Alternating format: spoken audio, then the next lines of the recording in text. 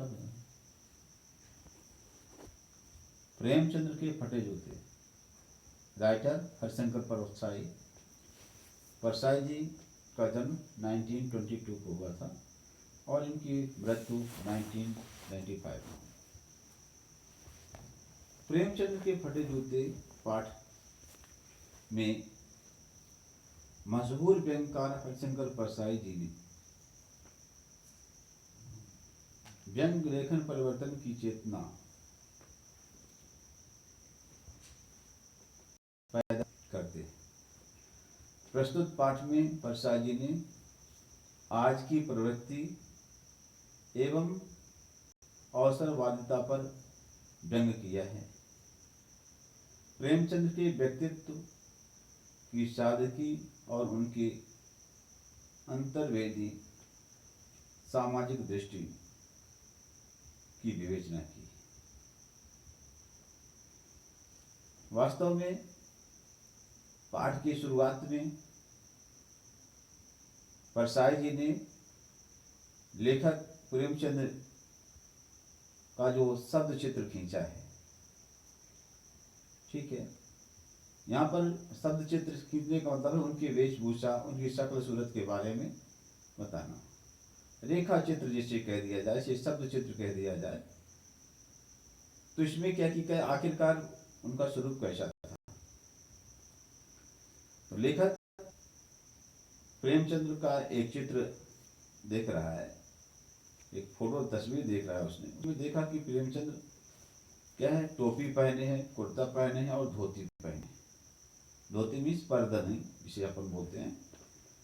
उनकी चपटी कनपट्टी एवं गालों के में क्या झुर्रियाँ साफ दिखाई दे रही हैं।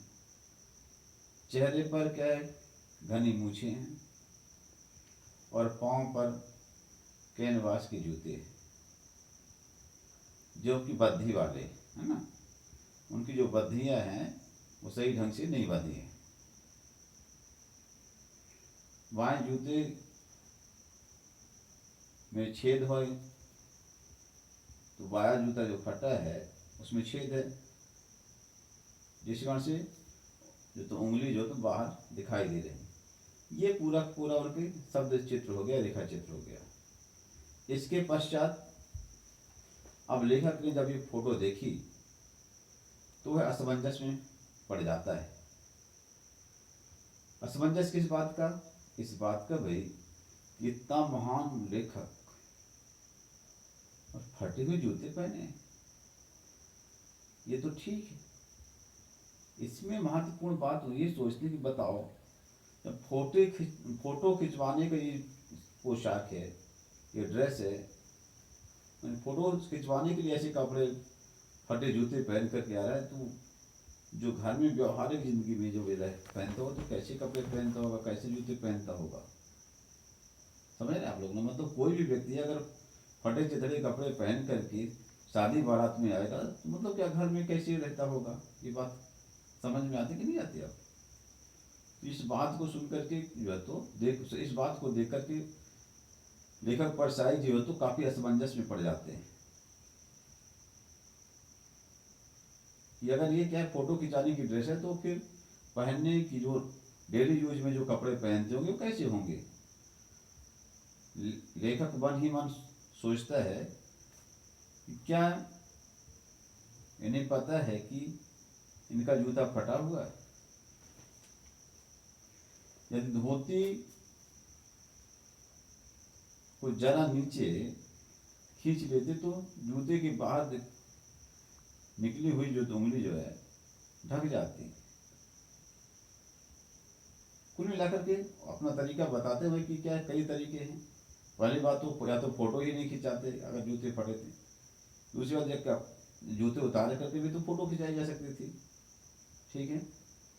जूते जो है किसी से मांग करके भी खरीद करके नहीं है तो वही मांग के किसी से पहनना आ जा सकता था, या कि जिस धोती को थोड़ा सा और नीचे खिसका देते तो जूते ही नहीं दिखता, तो फटा हुआ जूता क्या कैसे दिखाई देता।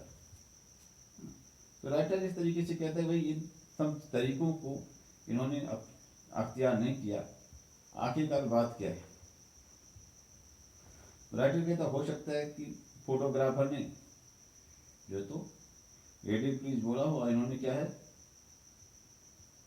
जब तक इंतजार है तब तक फोटो खींच लिया हो। तो जब रेडी प्लीज बोला हो तो मुस्कुराने की इन्होंने कोशिश की होगी, और क्या है जिसमें क्या है मुस्कुराने की कोशिश में तभी क्या है उसने क्लिक कर दिया होगा। तो राइटर कहता है कि इसके चेहरे में सबसे अचंभे की बात यह है कि खुद फटे हुए जूते पहने हैं और दूसरे चेहरे में क्या मुस्कान, दूसरों को देखकर ये हंस रहे हैं। राइटर प्रेमचंद्र जी को सजेशन देते हैं यही, भाई आपने गड़बड़ किया है। अगर आपको फोटो ही खिंचवाना था तो ठीक से जूते तो पहन लेते, या कि फोटो ही नहीं खिंचवाते। ऐसा लगता है कि शायद ये जो तो इनकी जो बीवी है श्रीमती जी हैं, उन्होंने कहा होगा कि चलिए फोटो खिंचवाते हैं, और ये क्या है उनकी बात मान करके और चले गए होंगे। बताओ कैसी आदमी की फटे जूते पहने फिर भी इनको लज्जा नहीं आ रही, मुस्कुरा रहे हैं जैसे इनके लिए कोई सामान्य सी बात हो। शायद ये क्या है कि अपनी बीवी के कहने की बात को क्या टाल नहीं सके और फोटो खिंचवा ली। राइटर कहता है कि कितनी बड़ी ट्रेजेडी है, कितना बड़ा दुख है, इतना विशाल आदमी और बेचारे के पास पहनने के लिए सही ढंग से जूते भी नहीं। दुनिया हिंदुस्तान के आम आदमी के दुख दर्द की कथा लिखने वाला महान सम्राटकार, महान कथाकार प्रेमचंद्र का जीवन कैसा है।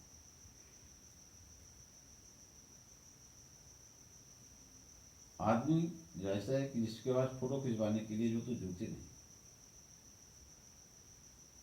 राइटर कहता है कि शायद आप फोटो के महत्व को नहीं समझते हैं।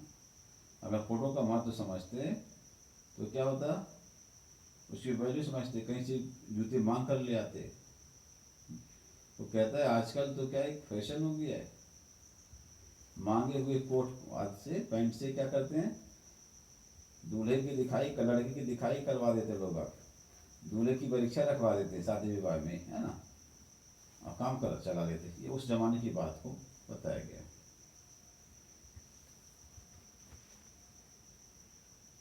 बहुत से लोग तो क्या करते हैं, फोटो खिंचवाने जाते हैं तो बढ़िया फर्स्ट क्लास का इत्र लगा लेते हैं, जैसे मान लो क्या फोटो की क्या खुशबू आनी हो।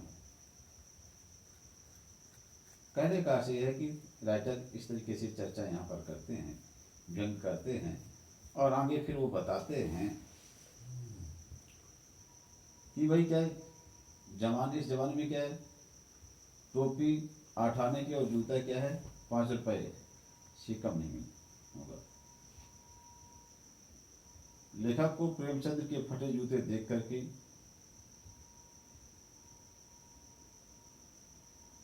ये बात जो तो अचानक जो तो आती है समझ में, ठीक है, कि महान कहानीकार की दशा कैसी है, इस बात को लेकर उनको दया लगती है। राइटर कहता है वैसे मेरे जूते भी कोई अच्छे नहीं हैं, भले ही वह ऊपर से अच्छे दिखाई दे रहे, नीचे से उनका तला फटा है और उंगली जो तो बाहर भले ना दिखाई देती हो, लेकिन नीचे क्या है घिसी जा रही है। लेखक हरिशंकर परसाई व्यंग करते हुए कहते हैं कि लेखक प्रेमचंद्र जी को कि शायद वो क्या है पर्दे के महत्व को नहीं जानते। अगर पर्दे के महत्व को जानते तो इस तरीके से फटे जूते पहन करके नहीं आते। ठीक है, लेखक कहता भाई मैं तो ऐसा नहीं कर सकता था। लेखक अपने उस मुख्य पात्रों का नाम बताते हुए कहता है कि तुम्हारा जूता कैसे फट गया, क्या तुम बनने के कर्ज से बचने के लिए मील्स 2 मील का चक्कर काट करके और पहुंचते रहे थे। लेकिन राइटर कहता है लेकिन नहीं, है ना, बनने का तकादा यही है कि मतलब गरीबी हालत में किसी सेठ साहूकार के यहाँ से पैसा कर्ज लिया गया हो, उसे चुकाने के लिए पैसा नहीं है, तो उसके दरवाजे से क्या है निकलना ना पड़े, तो दूर से छिप कर के जाने की बात है।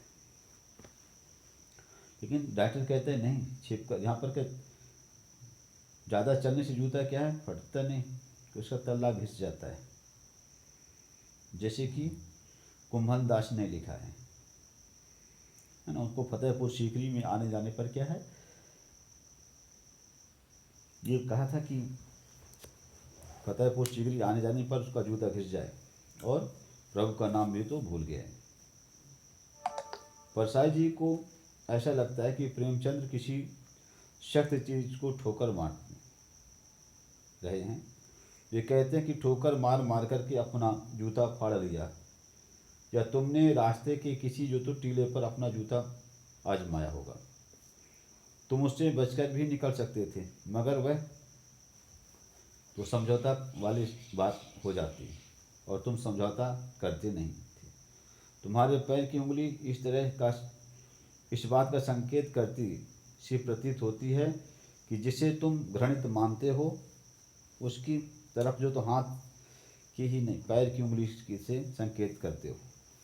मैं तुम्हारी उंगली और व्यंग दोनों का इशारा भली भांति समझता हूँ।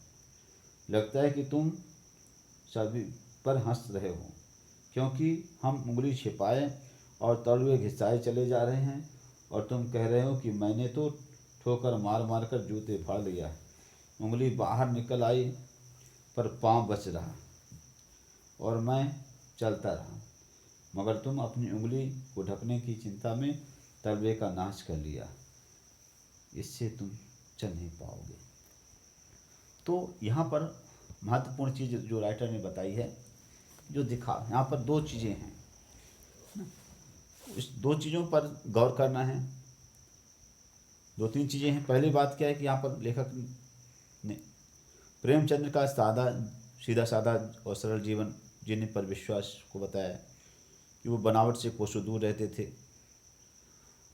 ठीक है, उन्होंने अपनी वेशभूषा पर कभी ध्यान नहीं दिया, वे जैसे थे वैसे ही दिखाई देते थे, स्वाभिमानी थे और अपने जीवन में कभी दिखावा करने के लिए किसी से कोई चीज़ मांग करके उपयोग में नहीं ली।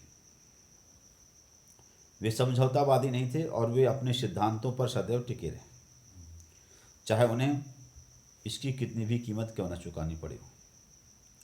वे एक महान लेखक थे। यहाँ पर जूता और जहाँ पर की बात आती है तो जूता क्या है बच्चों, और टोपी की बात आती है तो यहाँ पर बताया गया कि भाई एक जूते पर 2500 टोपियाँ निछावर होती हैं। इसका मतलब यह है, तो जूता क्या है टोपी क्या है। इसको राइटर कहता है कि जूता हमेशा कीमती रहा है। जो जूते से ठोकर मारना जानते हैं, टोपी वाले उस पर सदैव उसके सामने हमेशा झुकते हैं। तो समझ गए आप लोग, जूता से ठोकर मारना है ना, जो क्या है समाज में जो क्या लोगों को लत जाते हैं, जूता मारते हैं ना, तो क्या है वो इज्जत वाले लोग हैं ना, उसके सामने झुकते हैं। और आजकल क्या है, जूते की ताकत और ज़्यादा बढ़ती जा रही है। पर्दे की बात यहाँ पर आएगी तो पर्दा मतलब छिपाव रखना।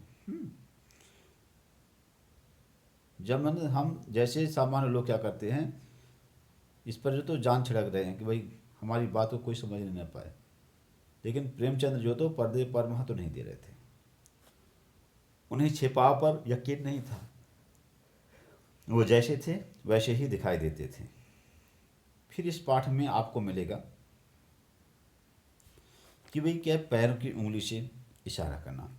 तो यहाँ पर यह बताया गया कि प्रेमचंद्र जी के मनोभाव को यहाँ पर बताने का प्रयास किया गया कि जिस पर वो घृणा करते थे उसकी तरफ क्या हाथ का इशारा भी नहीं करते थे, उसकी तरफ देखते ही नहीं थे वो, है ना। पाँव की उंगली से उसकी तरफ इस्तेमाल उसमें करते थे। इस पाठ में टीले की बात आई, है ना, टीले पर है। तो टीला का मतलब क्या है? ताकतवर जो विरोधी हैं। और टीला का मतलब सामाजिक कुरीतियाँ हैं जो कई युगों से जो तो परंपराएं हैं, कुरीतियाँ हैं समाज की, उसकी तरफ उसने इशारा किया है। राइटर कहता है भाई क्या उन कुरीतियों पर क्या प्रहार करते करते समाज में जो बुराइयां हैं उन पर क्या चोट मारते मारते तुम्हारे पैर के जूते पड़ गए। और राइटर कहता है देखिए, चाहे दूसरे लोगों की तरह तो उसे साइड काट करके जा सकते थे, लेकिन क्या है, आपने ऐसा नहीं किया। उसे क्या उस टीले को ध्वस्त करके उन बुराइयों का अंत करके ही आपने रास्ता बनाया है। इस तरीके से हम देखते हैं कि ये पूरा पूरा जो चैप्टर है इसमें व्यंग ही व्यंग है कि, और व्यंग यह है कि लोग मांगे का कोट पहन करके वर दिखाई कर लेते हैं, मांग की वजह से बारात निकाल कर झूठे सांसद को दिखाते हैं, फोटो खिंचवाने के लिए टीवी तक क्या खिंचवाने के लिए बीबी तक मांग लेते हैं। यहाँ पर ये बात आई है। कुछ अनाड़े लोग क्या इत्र जो तो लगाकर फोटो खिंचवाते हैं, जैसे मानो खुशबू आ ना हो फोटो में। कुल मिलाकर के इस पाठ में यह निहित व्यंग ये है कि लोग दिखावा करने के लिए मांगने से भी परहेज नहीं करते हैं, मांगी हुई वस्तुओं से भी झूठी शान जो तो दिखाते हैं। ठीक है, तो बच्चों हमने इस चैप्टर को पूरा का पूरा इसकी समरी हमने बता दी। अब इसकी रीडिंग करते हैं, इसके क्वेश्चन आंसर्स आपको बता देते हैं। तो पहला चैप्टर की शुरुआत है, फर्स्ट चैप्टर है, इसमें से फर्स्ट पार्ट है ना। तो इस पाठ में हम जो है देखते हैं कि हमारे प्रेमचंद्र जी ने जो है वही उनकी शक्ल सूरत है, बस पर मत जाइए। हमारे समाज के लिए इन्होंने बहुत कुछ किया है और इनकी जो रचनाएं हैं काफ़ी लोकप्रिय रही, जनप्रिय हैं। और ख़ास तौर पर उन्होंने क्या किया है, आम आदमी की ज़िंदगी से जुड़ी हुई घटनाओं पर कहानी लिखी है। ईदगाह कहानी है, इसके बाद है नमक का दरोगा हो गया,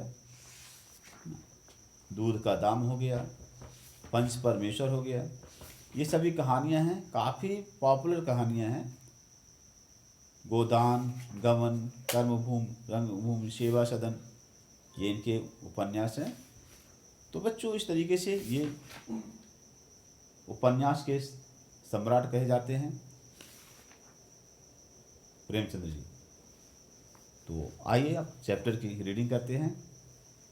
हालांकि पूरा चैप्टर मैंने आपको बता दिया कि चैप्टर में है क्या, फिर भी हम रीडिंग कर देते हैं। प्रेमचंद्र के फटे जूते। प्रेमचंद्र का यह चित्र मेरे सामने है।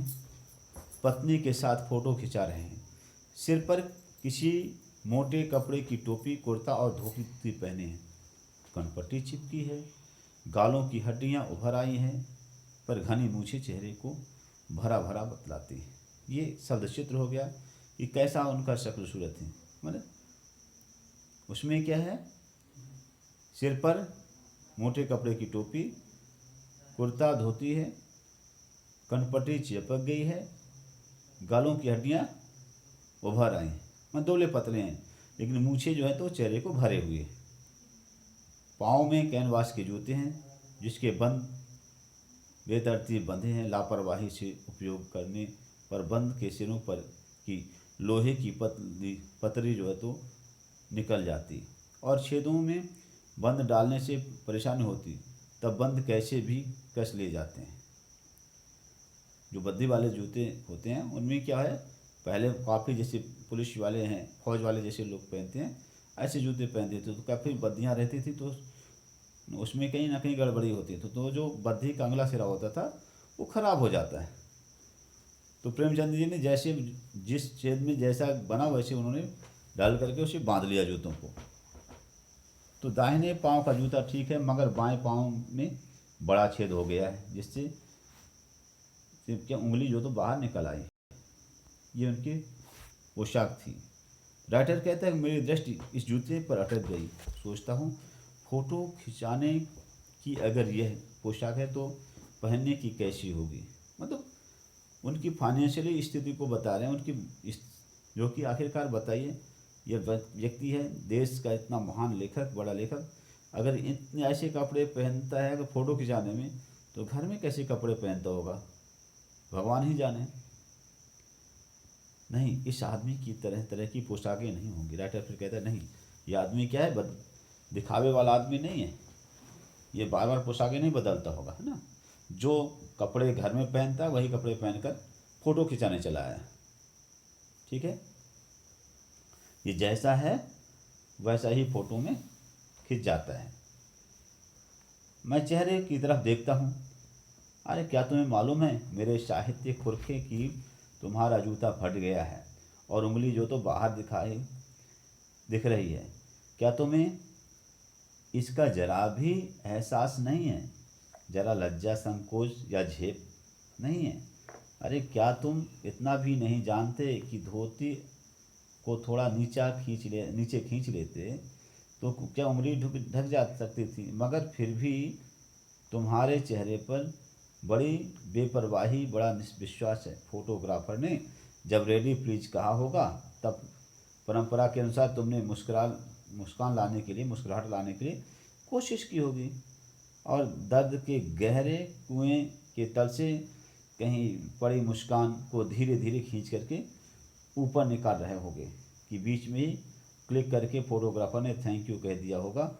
विचित्र है यह अधूरी मुस्कान, यह मुस्कान नहीं, इसमें उपहास और व्यंग है। राइटर कहता है कि गहरे चेहरे पर जो जो यहाँ पर क्या है, जो मुस्कान वैसे नहीं है। क्यों नहीं मुस्कान नहीं है, वो बल्कि क्या एक उपहास के स्वरूप लग रहा है, जैसे मजाक उड़ाया जा रहा है।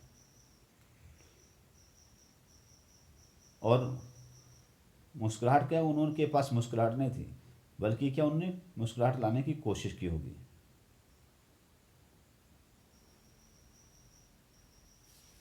आगे राइटर कहते हैं यह कैसा आदमी है जो खुद तो फटे जूते पहने फोटो खिंचा रहा है पर किसी पर हंस भी रहा है। मतलब सीधी सी बात है, खुद फटे जूते पहने और देख करके दूसरों को हंस रहे हैं। कैसी विचित्रता है। राइटर आगे कहता है कि फ़ोटो ही खिंचाना था, सजेशन दे रहे हैं प्रेमचंद जी को, तो ठीक जूते पहन लेते या ना खिंचवाते, फ़ोटो ना खिंचाने में से क्या बिगड़ जाता। फिर कहते हैं नहीं, शायद पत्नी ने आग्रह किया होगा, बीवी ने कहा होगा कि तुम चलो, तो कह दिए होंगे चलो भैया, अच्छा भाई चलो चलते हैं, और यही कह करके सीधे बैठ गए होंगे। मगर यह कितनी बड़ी क्या ट्रेजेडी है, ट्रेजेडी मतलब कितना बड़े दुख की बात है कि किसी की आदमी के पास जो तो फोटो खिंचाने को भी जूते ना हो। जो व्यक्ति दुनिया से दुख मान भारतवर्ष से गरीबी, लाचारी आदि जैसी और सामाजिक जो तो कुप्रथाओं पर प्रहार करने के लिए, समाज को सुधारने के लिए पूरी ज़िंदगी हवन कर दी, उसके पैरों के पास पहनने के लिए जूते भी नहीं। ये कितनी बड़ी दुखद बात है। राइटर कहता है मैं तुम्हारी यह फ़ोटो देखते देखते तुम्हारे क्लेश को अपने भीतर महसूस करके जैसे रो पड़ना चाहता हूँ। राइटर कहता है कि मैं तुम्हारी इस दशा को देखकर मुझे रोना आता है, लेकिन फिर भी मैं तुम्हारी आँखों का यह तीखा दर्द भरा व्यंग मुझे एकदम रोक देता है। ठीक है, इसलिए मैं नहीं रोक पाता हूँ। तुम फोटो का महत्व नहीं समझते होते तो किसी से फ़ोटो खिंचाने के लिए जूते मांग लेते हैं। लोग तो मांगे के कोट से वर दिखाई करते हैं और मांगे की मोटर से बारात निकलवाते हैं। फ़ोटो खिंचवाने के लिए तो बीवी तक को मांग ले जाते हैं। आज तुमसे जूते भी नहीं मांगते बने, तुम फोटो का महत्व नहीं जानते। लोग तो इत्र चुपड़ करके फ़ोटो खिंचाते हैं जिससे फ़ोटो में खुशबू आ जाए। गंदे से गंदे आदमी की फ़ोटो भी खुशबू देती है। मतलब क्या है, राइटर यहाँ पर व्यंग करते हुए बता रहा है कि लोग क्या है, दिखावे के लिए कितना मरते हैं, है ना। और क्या है, जो चीज़ें अव्यावहारिक चीज़ें भी करते हैं, जो चीज़ नहीं करनी चाहिए वो भी करते हैं। तो टोपी 8 आने की मिल जाती है, और जूते उस ज़माने में भी 5 रुपए से कम में क्या मिलते होंगे। जूता हमेशा टोपी से कीमती रहा है ना। आई बात समझ में। जूता किसका प्रतीक है और टोपी किसका प्रतीक है, मैंने अभी इसके पहले समरी में बताया। तो हमेशा क्या है, जूता ही कीमती रहा है ना। समाज में जो लात मारते हैं ना, उसकी ज़्यादा इज्जत करते हैं लोग, वही ज़्यादा कीमती है। और जो क्या है अपनी इज्जत सम्मान के साथ में बुद्धिजीवी वर्ग है, उसको क्या है कोई ध्यान नहीं देता। तो राइटर कहता है अब तो जूते की कीमत और बढ़ गई है, एक जूते पर 2500 टोपियाँ निछावर होती हैं। ठीक है, तुम भी जूते और टोपी के आनुपातिक मूल्य के मारे हो। यह विडंबना मुझे इतनी तीव्रता से पहले कभी नहीं चुभी जितनी आज चुभ रही है। अब मैं तुम्हारा फटा जूता देख रहा हूँ। तुम महान कथाकार, उपन्यासकार, सम्राट, युग प्रवर्तक, जाने क्या क्या कहलाते थे, मगर फोटो में भी तुम्हारा जूता फटा हुआ है। मतलब सीधी सी बात है, तुम्हारी कथाओं में, उपन्यास में सभी तुम्हारे जो पात्र हैं, जो हीरो हैं ना, वो फटे हाल फटीचर रहे, रियल लाइफ में रहे, और तुम भी रियल लाइफ में हो। राइटर आगे कहता है मेरा जूता भी कोई अच्छा नहीं है, लेकिन ऊपर से अच्छा दिखता तो जरूर है। मैं पर्दे पर ध्यान देता हूँ, है ना। उंगली बाहर नहीं निकली है, अंगूठा के नीचे का तल्ला जरूर फट गया है। पैर में क्या, ज़मीन से रगड़ते रगड़ते उसमें खून जरूर आ गया, ठीक है, लहूलुहान हो गए हैं। लेकिन क्या है, पूरा तल्ला गिर गया है, पंजा छिल गया, लेकिन हम उंगली को बाहर नहीं निकलने देंगे। और तुम हो क्या है कि तुम्हारी उंगली बाहर दिखाई दे रही है और तुम्हारा पैर सुरक्षित है। राइटर कहता है कि मेरी उंगली ढकी है पर पंजा नीचे से घिस रहा है। तो तुम पर्दे के महत्व को ही नहीं जानते, हम पर्दे पर कुर्बान होते हैं। इस कथन का आशय ये है कि हम लोग क्या है, तुम छलावे पर, है ना, या दिखावे पर ज़्यादा जोर नहीं देते हो। हम लोग क्या है, दिखावे पर जोर देते हैं, है ना। जैसे क्या थी, एक औरत थी ना, कि वहाँ पर पता चला कि घर में एक दाना खाने के लिए नहीं था, और जब लोग बैठे थे, मोहल्ले के लोग, एक गांव में, हाँ, चौपाल में, तो वो क्या औरत क्या है, अपना जो झौगा होता है जैसे, है ना, उस टोकरी में ऐसे कपड़े से ढक करके सिर में रख करके और चल दी, ताकि लोग पूछें भाई कि कहाँ जा रहे हो, तो बताएंगे भाई क्या कि सितुआ पिसाने जा रहे हैं, सत्तू पिसाने जा रहे हैं, है ना। तो लोग वही किया, उसने लिया और चल दी। जब चल दी तो लोगों ने पूछा भाई क्या बात है, बताए सत्तू पिसाने जा रहे हैं। तब बच्चे ने कह दिया कि घर में नहीं है दाने और अम्मा चली भुनाने, हैं सत्तू भुनाने चल दी। बात यह है, रियलिटी को लोग क्या है भाई, जो हमारे पास, भाई बताइए, जीवन में कोई भी व्यक्ति पंजों के बल पर कब तक खड़ा रहेगा, कब तक बड़ा बना रहेगा। अगर उसकी रियल हाइट नहीं है तो पंजे के बल पर हमेशा उसकी हाइट थोड़ी लंबी रह जाएगी, कभी ना कभी उसको एड़ियाँ ज़मीन में रखनी पड़ेंगी, तो रियल उसकी हाइट समझ में आ जाएगी। तो इसी तरीके से व्यक्ति को क्या है, पर्दे में छिपा करके अपने व्यक्तित्व को, भाई धनी हम अगर हम नहीं हैं, हम गरीब हैं, तो भाई हमें अपनी गरीबी में जीने का हक है। भाई सुदामा जो है तो गरीब था, लेकिन उसमें टैलेंट था, तो कृष्ण ने क्या है, दोस्त थे, उन्होंने इज्जत सम्मान दिया। किसी को सम्मान देना होगा तो दे, नहीं देना तो नहीं देना है। हमारे पास जितना ज्ञान है, जितना धन है, उसी के आधार पर हमें जीवन निर्वाह करना है। लेकिन लोग आजकल ऐसा नहीं करते हैं। लोग सभी क्या है, दिखावे पर ज़्यादा जोर देते हैं। उनमें क्या है, चाहे किसी से मांग करके, चाहे कुछ भी उन्हें करना पड़े, वो लोगों के सामने क्या है, अपने आप को बड़ा बनने की, अपनी अच्छाइयाँ दिखाने की, अपनी शान शौकत दिखाने की, अपना बड़प्पन दिखाने के लिए सब प्रयास करते हैं। तो राइटर आगे कहता है कि तुम फटा जूता बड़े ठाठ से पहने हो, और मैं ऐसे नहीं पहन सकता। क्यों? क्योंकि हमें क्या है, हमें अपने क्या पर्दे में रहना है ना। हमें क्या है भाई, लोग हमें क्या समझने ना पाए कि हम क्या हैं। बंधी मुट्ठी क्योंकि लाख की है और खुली खुली मुट्ठी खाक की है। तो हम लोग क्या दिखावपन पर ज़्यादा भरोसा करते हैं। फ़ोटो तो जिंदगी भर इस तरह नहीं खिंचाऊँ, लेखक कहता है, चाहे कोई जीवनी बिना फ़ोटो के ही क्यों न छाप दे। आगे राइटर कहता है, तुम्हारी यह व्यंग भरी मुस्कान मेरे हौसले पस्त कर देती है कि भाई मैं तुम्हारे बारे में जो बता रहा हूँ और तुम मुस्कुराए चले जा रहे हो। क्या मतलब है तुम्हारी मुस्कुराहट का? कौन सी मुस्कान है तुम्हारी है? क्या होली का गोदान हो गया? क्या पूस की रात में नील गाय हल्कू का खेत चर गई? क्या सुजान भगत का लड़का मर गया क्योंकि डॉक्टर क्लब छोड़कर नहीं आ सका था? नहीं, मुझे लगता है माधव औरत की कफन के चंदे की शराब पी गया। और कहीं मुस्कान वही मुस्कान मालूम होती है। यहाँ पर जो कुछ अलग अलग करके उन्होंने बताया है ना, यहाँ पर गोदान उपन्यास की बात आई, वहाँ नायक होरी के बारे में बताया गया। फिर पूस की रात में क्या है, एक कहानी है, उसका नायक हल्कू खेत के नील, वहाँ पर क्या है, ऐसी दशाएं हैं कि हल्कू की यहाँ पर नील गाय पूरे खेत को चर गई, लेकिन फिर भी क्या है, सुबह जब हुई तो हल्कू को क्या होता है, इस बात का की प्रसन्नता होती है ना कि चलो ठीक हुआ, आज कल से जो तो ठंड में क्या है, बसना तो नहीं पड़ेगा रात भर खेत में। मतलब क्या है, पूरा नुकसान हो गया तब भी मन में संतोष।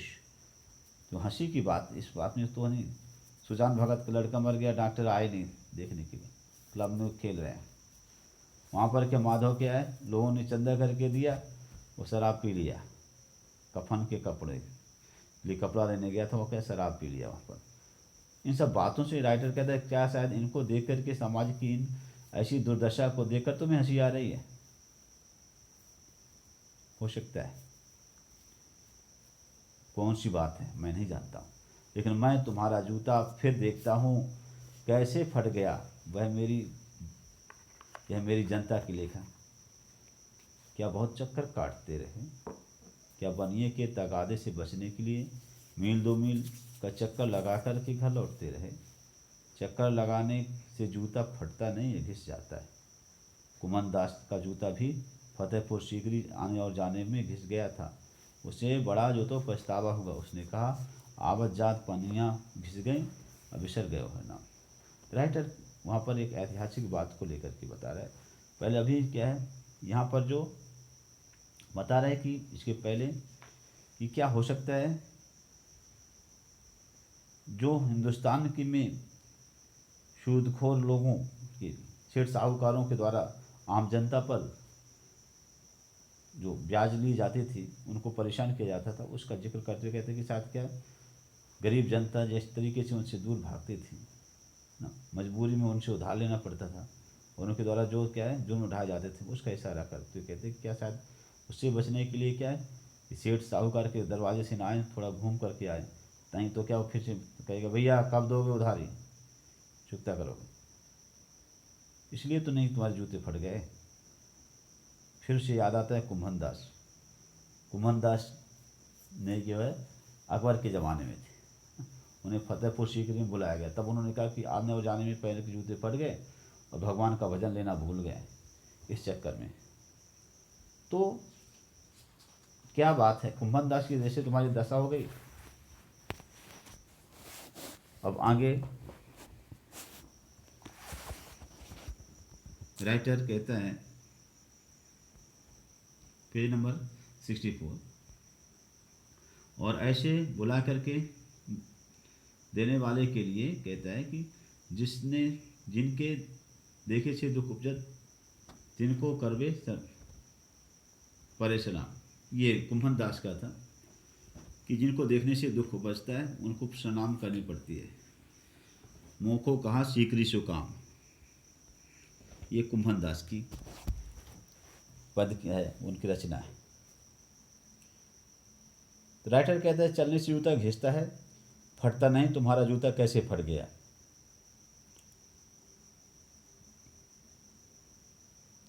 मुझे लगता है तुम किसी सख्त चीज़ को ठोकर मारते रहे, कोई चीज़ जो परत पर परत सदियों से जम गई है, उसे शायद तुमने ठोकर मार मार करके अपना जूता फाड़ लिया है।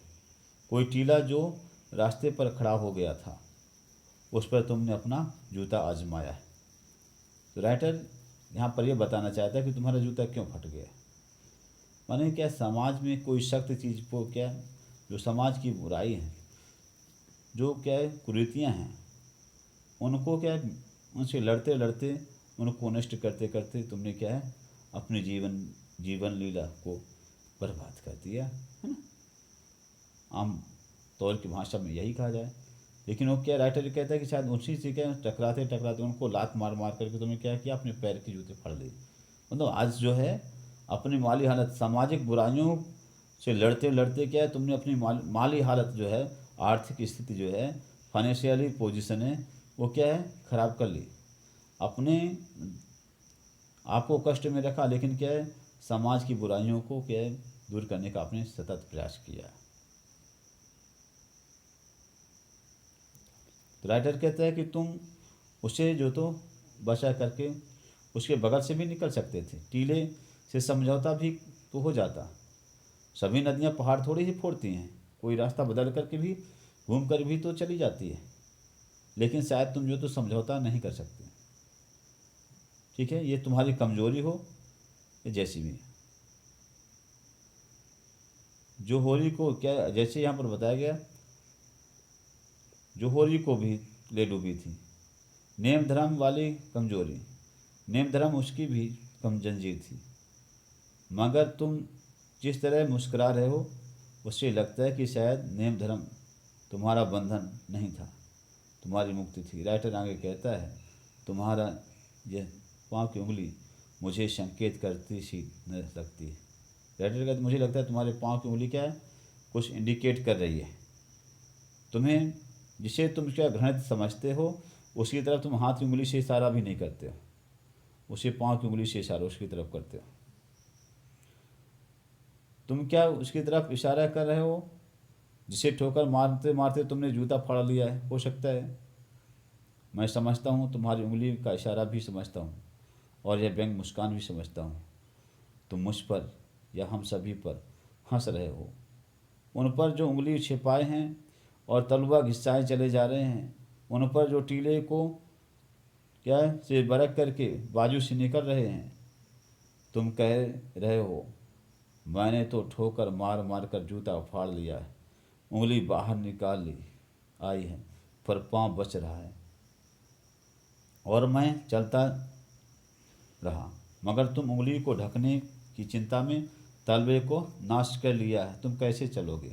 मैं समझता हूँ, मैं तुम्हारे फटे जूते की बात समझता हूँ, उंगली का इशारा समझता हूँ, तुम्हारी व्यंग मुस्कान समझता हूँ। मतलब क्या है, सीधी सी बात है भाई, कोई भी व्यक्ति है। राइटर कहता है ठीक है, तुमने जो रियलिटी थी, वास्तविकता थी, उसको तुमने स्वीकार कर लिया, लेकिन क्या है, हमने उस रियलिटी को स्वीकार नहीं किया, दिखावे पर पड़े रह गए। तो दिखावे पर करेंगे, अपनी औकात से ज़्यादा हमने खर्चा किया, अपने औकात से ज़्यादा हमने काम किया, तो इससे क्या है, बाद में हमारा परिवार कैसे चल पाएगा ना कहीं जो है तो गड़बड़ियाँ होगी। तो राइटर इसी सब बातों को लेकर के इसका जिक्र करता है। बच्चों, यहाँ पर आपको बताया गया, पहला क्वेश्चन तो शब्द चित्र है बताया गया, आपको बता दिया उनकी शक्ल सूरत कैसी है शब्द चित्र के बारे में। दूसरे में टिक करना है, सही कथन जो है उनमें सही का निशान लगाना है। व्यंग वाली बातें मैंने आपको पहले बता दी थी सारांश में, ठीक है। इसके बाद है, राइटर कहता है कि पाठ में यहाँ पर लेखक सोचता है कि फ़ोटो खिंचाने का आग्रह पर पोशाक है, तो फ़ोटो खिंचाने की अगर यही पोशाक है तो पहनने की कैसी होगी। लेकिन अगले ही पल में वह विचार बदल देता है कि नहीं, हम आदमी की अलग अलग पोशाकें नहीं होंगी, इस आदमी की अलग अलग पोशाकें नहीं होगी। तो इस आपके अनुसार इस संदर्भ में प्रेमचंद्र के बारे में लेखक के विचार बदलने पर क्या वजह रही होगी? क्योंकि राइटर ये कहते हैं, अगर मान लीजिए कि इस व्यक्ति के क्या है फ़ोटो खिंचाने के ऐसे कपड़े पहन कर फ़ोटो खिंचा रखता होता, तो इसके अंदर एक संकोच होता है, एक झिझक होती। लेकिन ये बंदा क्या है, फटे जूते पहन करके भी मुस्करा रहा है। तो इसलिए क्या समझ में आता है कि भाई इस आदमी के अलग अलग पोशाक, ये क्या दिखावे पर भरोसा नहीं करता है, ये क्या रियल लाइफ पर भरोसा करता है, रियल लाइफ पर इसे कोई भरोसा नहीं। ठीक है, तो कुल मिलाकर यहाँ पर टीले की बात है तो मैंने पहले बता दिया था कि टीले किसका प्रतीक है। यहाँ पर सामाजिक कुरीतियाँ हैं जो हैं उनका प्रतीक है। ठीक है, ताकतवर विरोधियों के लिए है इनका। तो कुल मिलाकर के जो हमने आपको बताया कि ये प्रश्नोत्तर जो आपके किताब के जो अंत में थे ये हुए, और बीच में हमने जो है तो आप लोगों को बताया ये ऐसे ढेर सारे क्वेश्चंस हैं, है ना। जैसे क्या है, लेखक को फोटो खिंचाने पर क्या कारण प्रतीत होता है, ये किस ट्रेजडी के बारे में बात की है लेखक ने। ठीक है, लेखक की कौन सी मनोदशा से लेखक गुजर रहा था, कौन फोटो के महत्व को नहीं समझता। ठीक है, ऐसी कई व्यंग्यात्मक बातें हैं। ओके स्टूडेंट्स, तो आप इसके क्वेश्चन आंसर करके आइए और चैप्टर की समरी जो हमने बताया था उसे पढ़िए। थैंक्स।